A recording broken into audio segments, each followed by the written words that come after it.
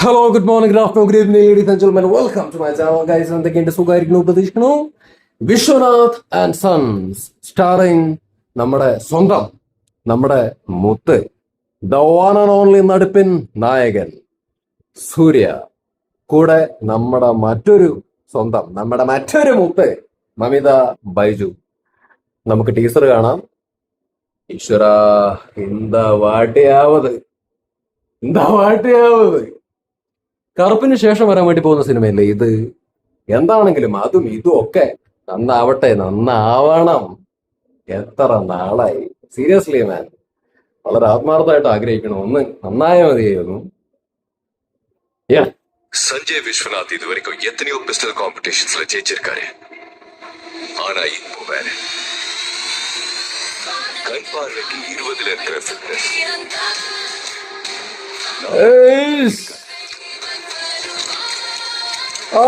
Look,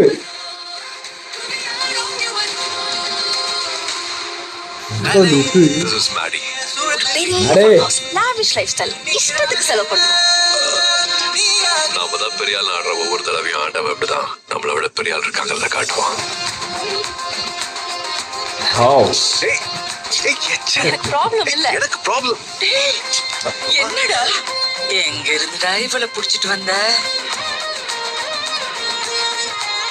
music.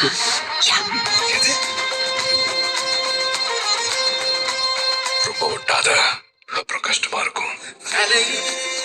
இப்படா 20 வயசு சின்னமா. எனக்கு ப்ராப்ளம் இல்ல.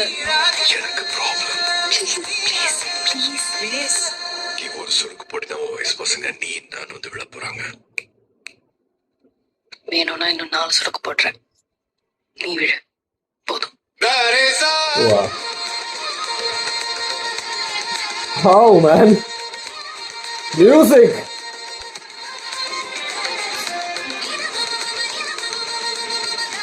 GV Prakash.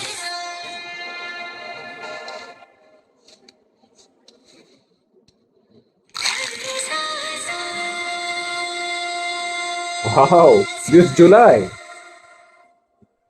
Wow. Wow. Seriously man, ഞാൻ ഈ ടീസറിൻ്റെ അകത്ത് ഏറ്റവും കൂടുതൽ ശ്രദ്ധിച്ചത്, എന്നെ കൂടുതൽ അതിലേക്ക് ആകർഷിച്ചത് ഓഫ് കോഴ്സ് നമ്മുടെ സൂര്യ, ആൻഡ് മൊത്തത്തിൽ വിഷ്വലി ഓൾസോ നല്ല രസമുണ്ടായിരുന്നു ഇത് കാണാൻ. ബട്ട് അതിന്റെ കൂട്ടത്തില് എന്ത് ബ്യൂട്ടിഫുൾ ആയിട്ടുള്ള മ്യൂസിക്കാണ്, ബ്യൂട്ടിഫുൾ ആയിട്ടുള്ള മ്യൂസിക്കാണ്, വല്ലാത്തൊരു ഫീല്. എനിക്ക് ആ മ്യൂസിക് ഭയങ്കരമായിട്ട് ഇഷ്ടപ്പെട്ടു. എന്തായാലും ടീസറാണ് ഇപ്പൊ വന്നത്, പടം ജൂലൈയിലാണ് വരാൻ വേണ്ടി പോകുന്നത്. നന്നാവട്ടെ. പ്രതീക്ഷയെ കുറിച്ചിട്ടൊന്നും സംസാരിക്കുന്നില്ല, കാരണം അറിയാലോ, പ്രതീക്ഷകള് വെച്ച് പോയി കാണുമ്പോൾ ഉണ്ടാവുന്ന റിസൾട്ട് എന്ന് പറയുന്നത് ഭയാനകമാണ്. എന്തായാലും ഒരു വിശ്വാസം ആക്ച്വലി ഉണ്ട് ഈ ഒരു പടത്തിന്റെ കേസിൽ. അത് എന്താന്ന് വെച്ച് കഴിഞ്ഞാല് വലിയ പ്രതീക്ഷ എന്ന് പറയുന്നില്ല, ബട്ട് ഒരു വിശ്വാസം ഉണ്ട്. വെങ്കി അറ്റ്ലൂരി, റൈറ്റർ ഡയറക്ടർ, മൂപ്പരുടെ കഴിഞ്ഞ പടം നമ്മുടെ DQന്റെ ലക്കി ഭാസ്കർ, അതിനുശേഷം വരാൻ വേണ്ടി പോകുന്ന സിനിമയാണ് ഇത്. അപ്പോ ആ ഒരു ചെറിയ വിശ്വാസം മനസ്സിന്റെ ഒരു മൂലയ്ക്ക് ആക്ച്വലി ഉണ്ട്. അപ്പൊ എന്തായാലും നന്നാവട്ടെ, ഗംഭീരാവട്ടെ. ഞാൻ നേരത്തെ പറഞ്ഞ പോലെ തന്നെ എത്ര നാളായെന്നേ നല്ലൊരു പടം സൂര്യക്ക് കിട്ടിയിട്ട്. കഴിവുള്ള നടനല്ലേ, എന്ത് പൊട്ടൻഷ്യൽ ഉള്ള നടനാണ്. നമ്മള് എന്തോരം ഗംഭീര സാധനങ്ങൾ മൂപ്പരുടെ കണ്ടിട്ടുണ്ട് അല്ലേ? അപ്പം അങ്ങനെയുള്ള ഒരു ആക്ടർ കങ്കുവയ്ക്കൊക്കെ വേണ്ടി ഒരുപാട് സമയം പോയി. സമയം പോണത് കുഴപ്പമില്ല, നന്നായിട്ട് വരികയാണെന്നുണ്ടെങ്കിൽ നന്നായിരുന്നു, നമ്മള് ഫാൻസ് ആണെങ്കിലും ഹാപ്പി ആയിരുന്നു. പക്ഷെ സമയവും പോയി. ആ പടത്തിന് വേണ്ടി പുള്ളി അത്രയും എഫേർട്ട് കൊടുത്ത് ബ്രഹ്മാണ്ടം എന്നൊക്കെ പറഞ്ഞു വന്ന് പൊട്ടുകയും ചെയ്തു. അല്ലാതെ ട്രോളും വന്നു. ട്രോൾ എന്നൊക്കെ പറഞ്ഞ ഒരുജാതി ട്രോളാ ആക്ച്വലി വന്നേ കങ്കുവ.